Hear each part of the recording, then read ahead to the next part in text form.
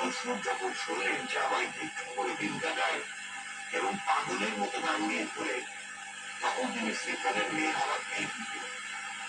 পাত্র ঠিক হয়ে গেল। তার মতো ধনী লোকরা যাত্রার রাতে মেয়েকে দিতে পারেন না। বসু মহাপাত্র নামে এক লোকের ছেলের সঙ্গে তার বিয়ে ঠিক হল। অন্নপূর্ণা থেকে মেয়েকে বিয়ে করার চেষ্টা ছিল।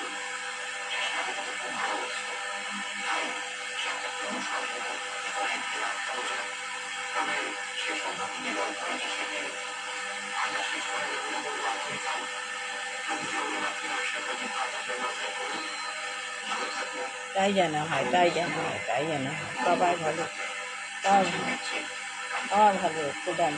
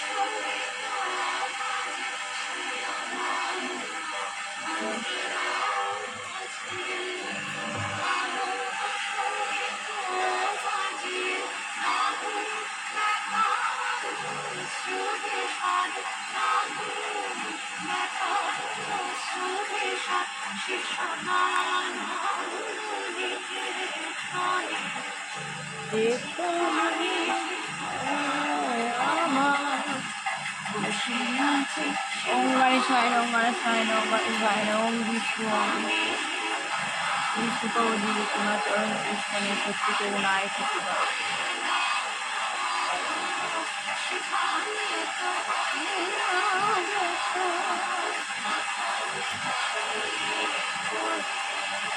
আমি উপরে উঠে পাওয়া নিয়ে নিচ্ছি।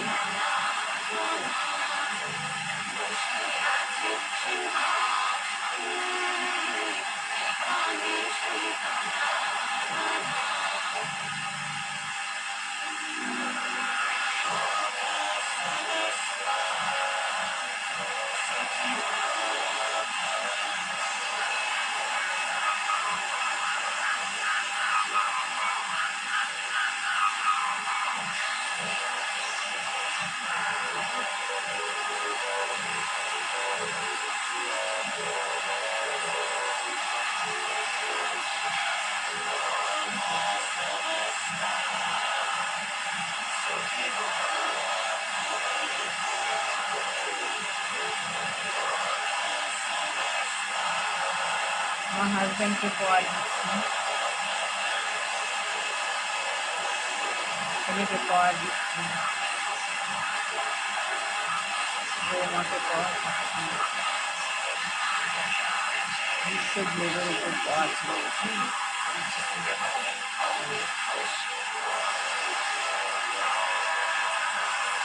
আমি পাওয়ার নিয়ে নিতে চলে আসলাম। এটা হলো হুইল পাওয়ার, শক্তির ভাণ্ডার, সুপ্রিম পাওয়ার, ভগবান পরমাত্মা যে হুইলের উপর গ্রহণ করে।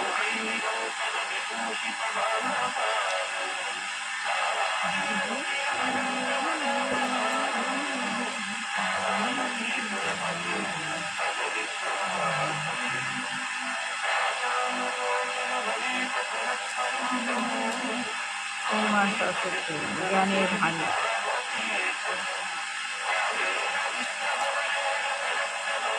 লক্ষ্মী দেবা, মা লক্ষ্মী, মা গীতা গীতা গীতা গীতা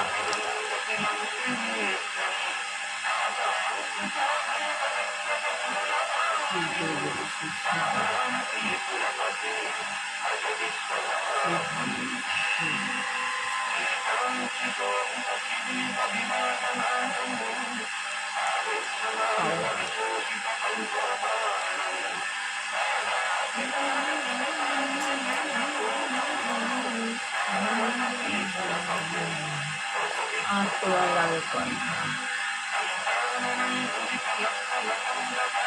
উপায় উপায়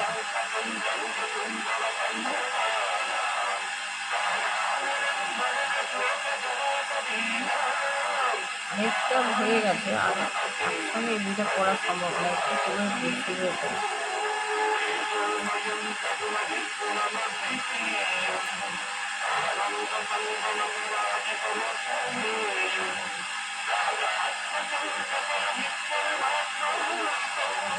অনুকূল ঠাকুর আমার বৌমা আমাকে বৌমাকে আমার কাছে নিয়ে ঘরে চলে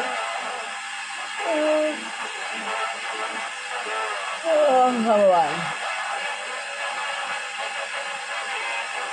প্রভুপাদ বলছে নিউ ইয়র্ক, প্যারিস, লন্ডন, স্যান ফ্রান্সিসকোতে খুব বড় দুটি উৎসবের আয়োজন করা হচ্ছে।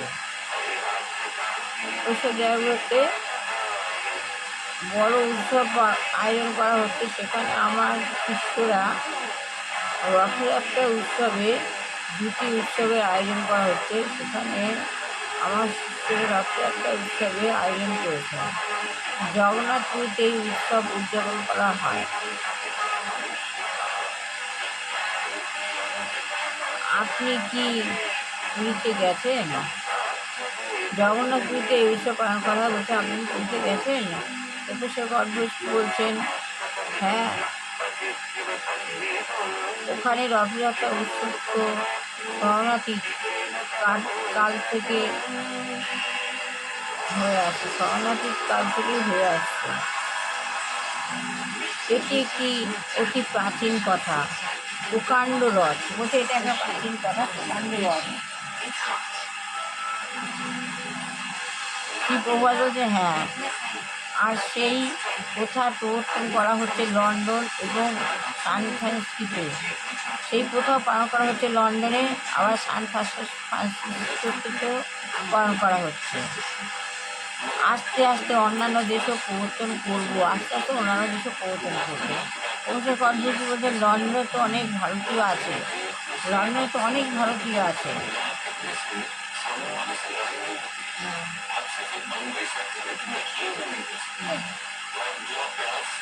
প্রভুপাদ বলছে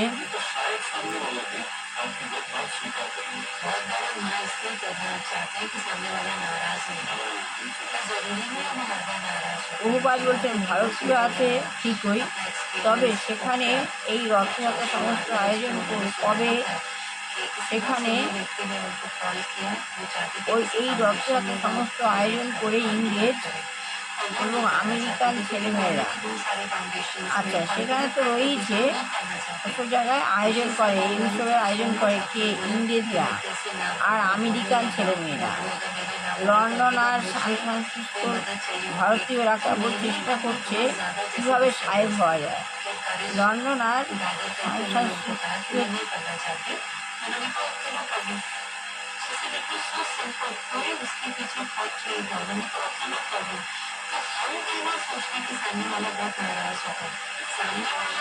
হ্যাঁ, লন্ডন আর সান ফ্রান্সিসকোতে রয়েছে এইসব প্রথার রথযাত্রার প্রথা পালন। আস্তে আস্তে অন্য দেশে প্রবর্তন করা হচ্ছে। ভারতবর্ষ বলতে লন্ডনে তো অনেক ভারতীয় আছে, বহুবার ভারতীয় আছে, কিন্তু সেখানে রথযাত্রা সমস্ত আয়োজন করে ইংরেজরা আর আমেরিকান ছেলেমেয়েরা। লন্ডন সান ফ্রান্সিসকোর ভারতীয়রা কেবল চেষ্টা করছে কীভাবে সাহেব হওয়া যায়, তারা সাহেব হওয়ার চেষ্টা করছে। আপনি কি সাহেব কথার অর্থ জানেন? আপনি সাহেব কথার অর্থ জানেন? কলেজ বলতে হাসতে হাসতে ইউরোপিয়ানদের অনুকরণ করা, তারা দুজনেই হাসতে লাগলো। এটি ইউরোপিয়ানদের অনুকরণ করা, হাসতে লাগলো। আমাদের বিশ্ববিদ্যালয়ের একজন খুব নাম করা নৃবিজ্ঞানী খুব উদ্দীপক কতগুলি কথা লিখেছেন। তিনি বলেছেন যে আধুনিক ভারতীয়দের মধ্যে দুটি প্রভাব বিশেষভাবে পরিলক্ষিত হয়। কি? একটি হলো ব্রাহ্মণ বা উচ্চশ্রেণীর লোকেদের পাশ্চাত্য সভ্যতাকে অন্ধভাবে অনুকরণ করা, অন্ধভাবে অনুকরণ করা, এবং অন্যটি হচ্ছে সমাজের তথাকথিত সমাজের যে নিম্ন স্তরের অস্পৃশ্য লোকেদের ব্রাহ্মণ্য আচার অনুষ্ঠানের অনুকরণ। আধুনিক ভারতীয় সভ্যতার তাই এটি একটি মজার ব্যাপার। আধুনিক ভারতীয় সভ্যতা একটা মজার ব্যাপার। ওই ব্রাহ্মণ অস্পৃশ্য এই ব্যাপারটাকে বলছি। তবে দুর্ভাগ্যবশত ভারতের অবস্থা এখনও খুবই সমস্যাপূর্ণ। তবে এটা দুর্ভাগ্য যে আমাদের ভারতের অবস্থা এখনও খুবই সমস্যাপূর্ণ। আর এইটুখানি করলাম, কিছু সমস্যা কালকে তুলে শোনাবো। সব ভালো হোক, কল্যাণ হোক, মঙ্গল হোক, বুঝতে পারছে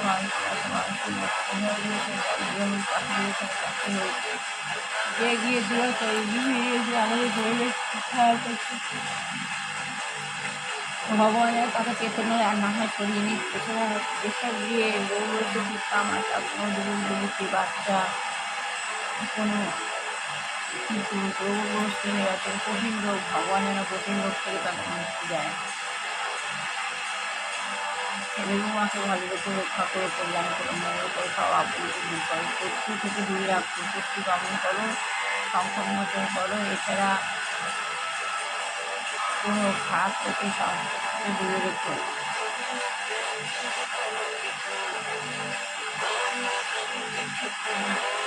এই বলে আর শেষ করলাম। ভালো লাগলে লাইক শেয়ার কমেন্ট অবশ্যই করবেন। হরে কৃষ্ণ হরে কৃষ্ণ কৃষ্ণ কৃষ্ণ হরে হরে। জানেনি তো আমি গুরুসঙ্গ করি, আমি ঘরে বসে গুরুসঙ্গ করি। চিরকাল করবো সনাতন ধর্ম, চিরকাল করছি, করবো, করে যাবো। ভালো লাগলে লাইক শেয়ার করে অবশ্যই করবেন।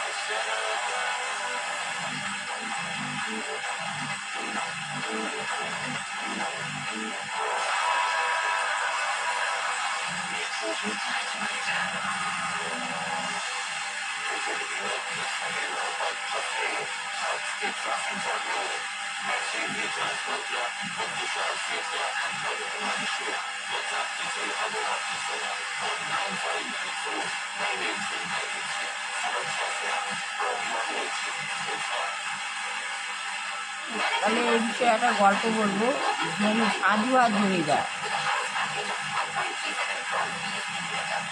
গল্পের নামটা হচ্ছে সাধু ও জমিদার। এক সাধু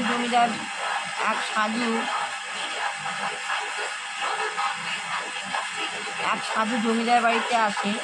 সাধু আগুন চায়। জমিদারবাবু বলেন জমিদারবাবু সাধুকে বলেন যে দেখবেন একটি রাস্তায় আমার বাড়িতে আগুন লাগবে। জমিদার বলছে সাধু এসছে জমিদারের বাড়িতে। সাধু এসে জমিদারকে তার থেকে আগুন চাইছে। জমিদারবাবু বলেন দেখবেন আমার বাড়িতে এক্ষুনি আগুন লাগবে। ওই সাধু রান্নার জন্য আগুন চেয়েছিলেন জমিদারের কাছে। তখন জমিদার বলে আমার বাড়িতে এক্ষুনি আগুন লাগবে, সেখান থেকে আপনি আগুন নিয়ে নেন। জমিদারের অপেক্ষা করতে থাকলেন। দেখলেন সত্যি সত্যি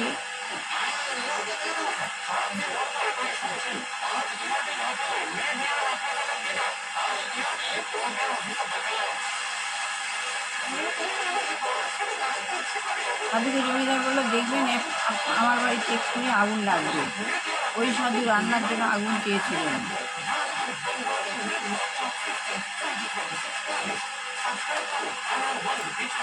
জমিদার অপেক্ষা করতে থাকলেন। দেখলেন সত্যি সত্যি আগুন লাগলো জমিদারের বাড়িতে। জমিদার বলে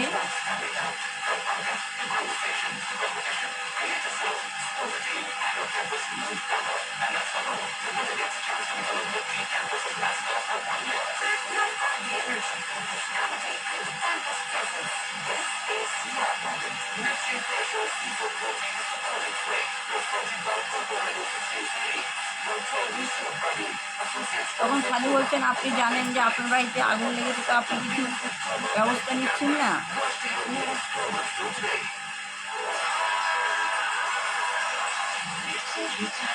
তখন জমিদার সাধুকে বলল যে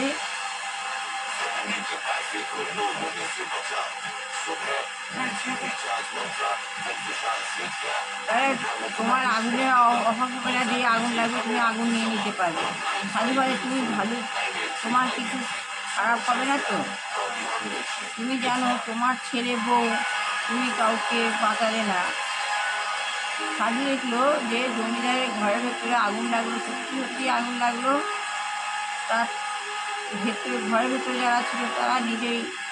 তখন সাধু বলছে তুমি জানো তোমার কিছু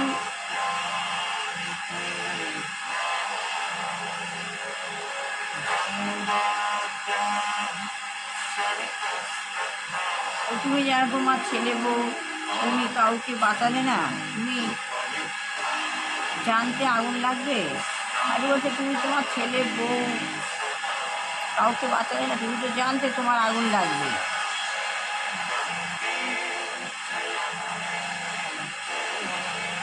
এবার জমিদার বলছেন যে আপনাকে আমি একটা চিঠি দেব। এখন আমি একটা চিঠি দেবো আপনাকে, এটা একটি লোককে পৌঁছে দেবেন। সওদাগরকে চিঠি পাঠান। সাধুকে বলছে এই চিঠিটা আপনি পৌঁছে দেবেন। সওদাগর তখন নদীতে মাল বোঝাই জাহাজ ছিল, তাতে রয়েছে সওদাগর। তখন নদীতে ওনার যে মাল বোঝাই করার জাহাজ ছিল, সে মাল বোঝাইতে ব্যস্ত। সাধু বাবাকে বললেন আমি আপনার কথা পরে শুনব। তখন সাধু বাবাকে বলছেন জমিদার আমি আপনার কথা পরে শুনব,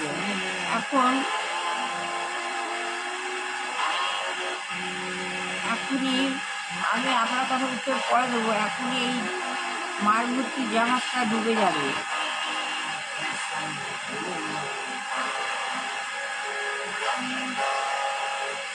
এই জাহাজটা এক্ষুনি ডুবে যাবে।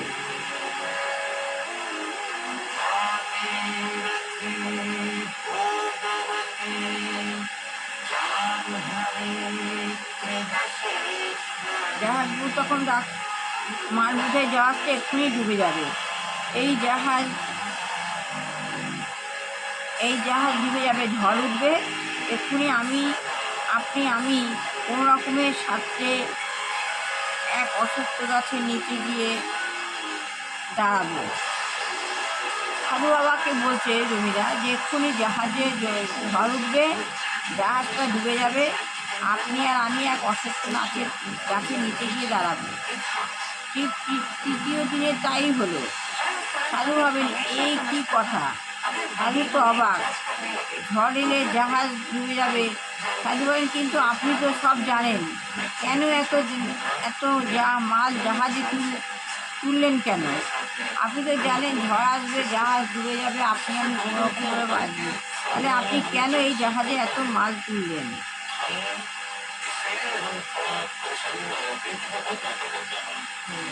কেন তুলেন? কিন্তু সওদাগর বলেন আপনি তো জানতেন, তবে উঠলেন কেন? সওদাগর বলছে আপনি তো জানতেন, তাহলে কেন উঠলেন?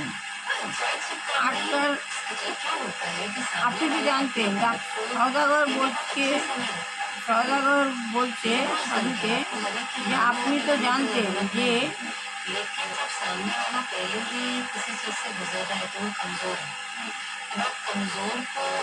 আপনি তো জানতেন যে ঝড় উঠবে, তাহলে কেন আপনি উঠলেন? আটকাবার কোনো ক্ষমতা নেই, কে আটকাবে? সাধু বলছে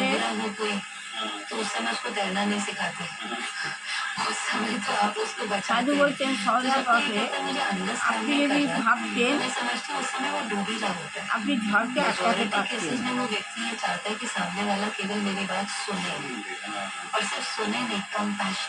আপনি আটকাতে পারতেন, আটকানো যায়। সওদাগর বলেন ताकत ही नहीं है उसकी तो रुक जाए, उस समय उसकी बात सुन ले, कोई भी जजमेंट पास नहीं करे। एक दिन 2 दिन के बाद आपका जो भी ओपिनियन है वो डिग्निटी से, प्यार से अपना जो भी भाव है उसके सामने रखें। कभी कभी उसी समय अगर उनको सिखाने की कोशिश करते हैं तो वो उनको कंफर्टेबल नहीं लगता है।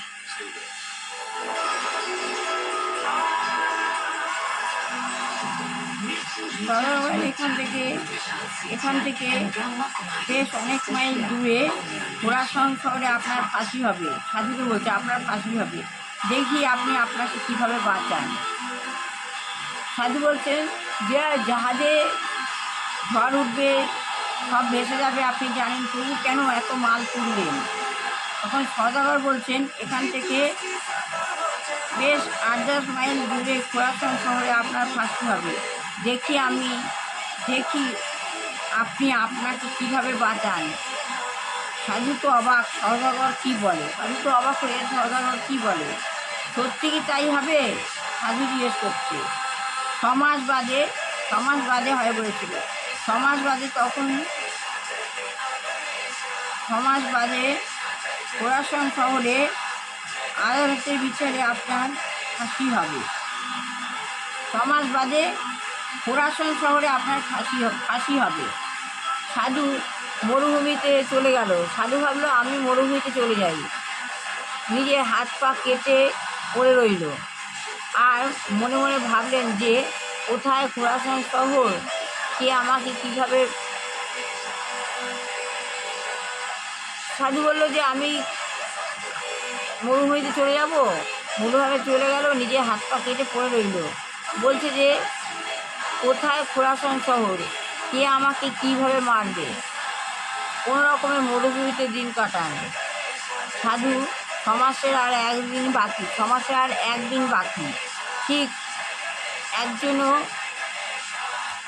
ঠিক সেখান দিয়ে একজন গাড়ি চালক এসে সাধুকে জিজ্ঞাসা করছে আমি তো পথ হারিয়েছি, আমাকে শহরের পথ দেখিয়ে দেবেন? সাধু তো বলল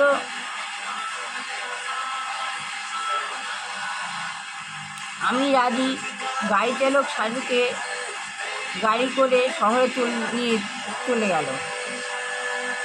সাধুকে এসে জিজ্ঞেস করছে একজন গাড়ি চালক যে আমি পথ হারিয়েছি, আপনি আমার পথ দেখিয়ে দেবেন? সাধু রাজি হলো। তখন গাড়ি চালক বলছে আমার তো হাত পা নেই, কী করে পথ দেখাবো? তখন গাড়ি চালক ঠিক করলো সাধুকে গাড়িতে তুলে নিল। শহরে চলে যায়, সাধু নিয়ে গিয়ে শহরে চলে যায়। সেই সাধুকে শহরে নামিয়ে দেন, শহরে গিয়ে নামিয়ে দিল। সাধু তো ভাবছিল আমার ফাঁসি হবে না, আমি মরুভূমিতে চলে এসেছি। কিন্তু এক ভদ্রলোক ওনাকে গিয়ে বললো আমাকে পথ দেখাবেন। সাধু রাজি হলো এবং গাড়িতে তুলে নিল। তখন শহরে গিয়ে নামিয়ে দিল। গাড়ির চালক তাই করলো, সাধুকে গাড়িতে বসিয়ে নিয়ে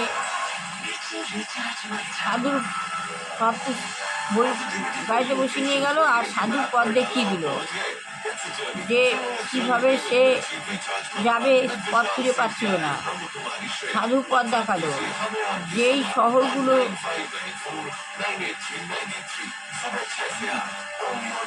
যেই শহর এলো চালক সাধুকে শহর নামিয়ে দিয়ে চলে গেল।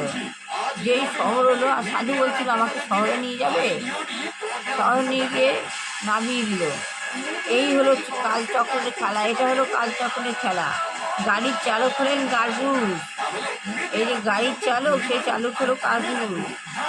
সাধু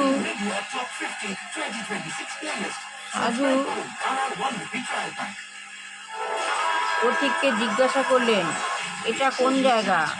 তখন সাধু পথিককে জিজ্ঞাসা করলেন এটা কোন জায়গা। পথিক বললেন খোরাসন শহর। দেখো, এগুলো হলো প্রারব্ধ কর্ম। ওকে সওদাগর বলেছিল যে আজ থেকে 6 মাস পরে খোরাসন শহরে তোমার ফাঁসি হবে। সাধু তো মরুভূমিতে চলে গেল, মরুভূমিতে গিয়ে হাত পা কেটে বসে রইল। এক গাড়ি চালক এলো, পথ খুঁজে পাচ্ছে না, সাধুকে বললো পথ দেখিয়ে দিতে। সাধু রাজি হয়ে গেল। তখন সাধু বলেছিল যে আমাকে তুমি, ওই মরুভূমিতে পড়ে রয়েছিল, তখন সাধু বলছিল যে আমাকে তুমি শহরে নিয়ে যাবে। সাধু গাড়ি চালক সাধুকে গাড়িতে তুলে নিয়েছিল এবং শহরে গিয়ে এসে সাধুকে নামিয়ে দিল। তখন সাধু জিজ্ঞাসা করে এটা কোন শহর। বলছে খোরাসন শহর। সাধু তো ভয় হচ্ছে, রাজস্থানে এসে হাত পা কেটে পড়ে রইলাম, এতদিন বেকার। বলছে রাজস্থানে এসে হাত পা কেটে পড়ে রইলাম, যার আজকের দিনটাও কেটে গেল। বলছে যাক, আজকের দিনটাও কেটে গেল। এই ভাবতে ভাবতে সাধু ঘুমিয়ে পড়লো। ঘুম জাগতেই দেখে যে একটা কাটা মুন্ডু সাধুর পাশে পড়ে রয়েছে। কে কখন করেছে, তখন সাধুকে বলে তুমি এই কাজ করেছো। এমন সময় সাধু বললেন আমার তো হাত পা নেই, কীভাবে এই কাজ করব। সাধু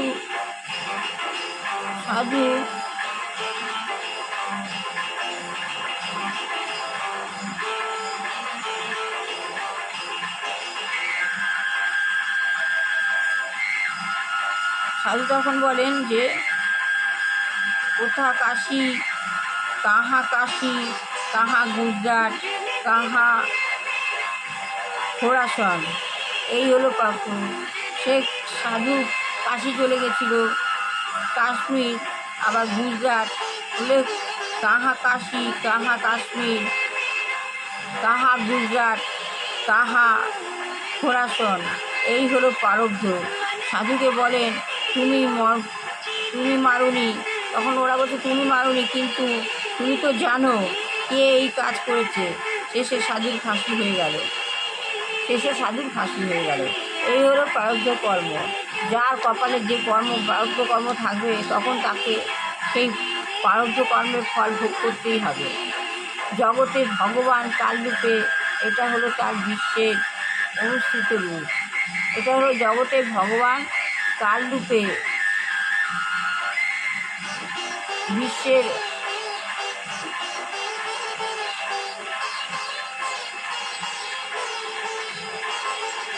অনুষ্ঠিত রূপ। এটা হচ্ছে তার দ্বারা নির্দিষ্ট হয়ে আছে বলে প্রারব্ধ। ভগবানের দ্বারা নির্দিষ্ট হয়ে আছে, এটাই হলো প্রারব্ধ। অর্থাৎ যে কালের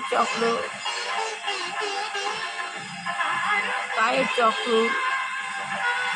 এইভাবে ঘুরেই চলেছে। প্রারব্ধ কর্ম যার যখন আসবে, তখন তার শাস্তি সেটা হতেই হবে।